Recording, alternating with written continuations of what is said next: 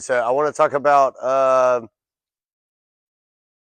the agouti locus as a whole, the A locus. When you're looking at your DNA panels, I think there's a lot of people that are having some misunderstandings of what the A locus actually means inside of your DNA panel when you're just looking at it and you're trying to understand what's what. I think it's a crucial part of understanding information as a whole, and being able to read your DNA as a breeder is crucial.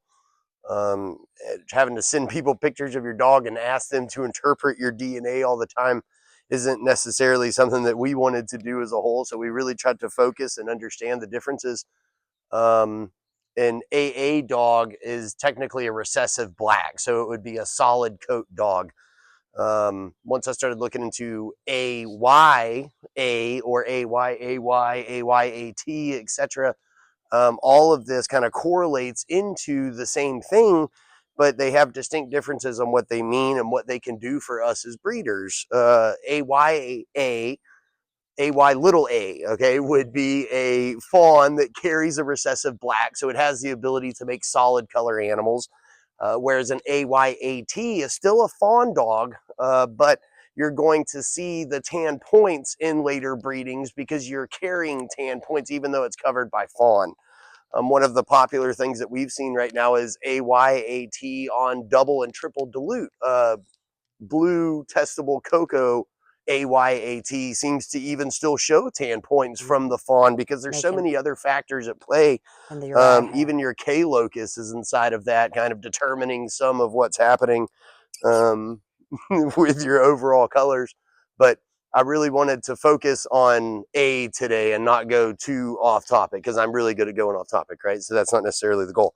All right, so A, let's say I'm reading, it says AYAY, obviously that would be a double fawn. There's two sides of it and both sides would be full with fawn. So that's all I could see is fawn.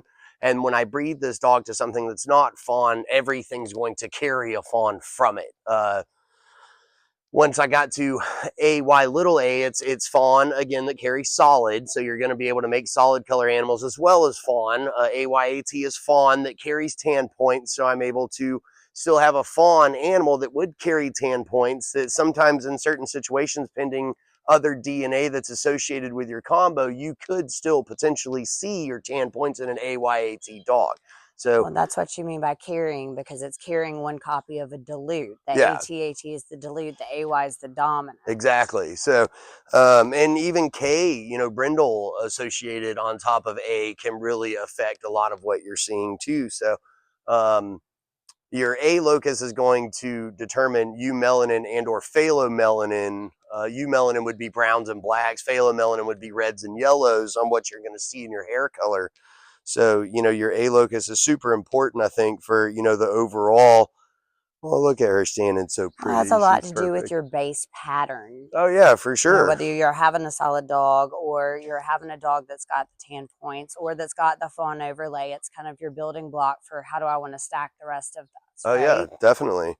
And a big thing for us that we've really wanted to focus on too was, you know, when we first started, we had a YAT, so we didn't understand that, you know, yes, we had tan point possibilities, but a lot of it would be covered in fawn. More than half is what we saw in our experience.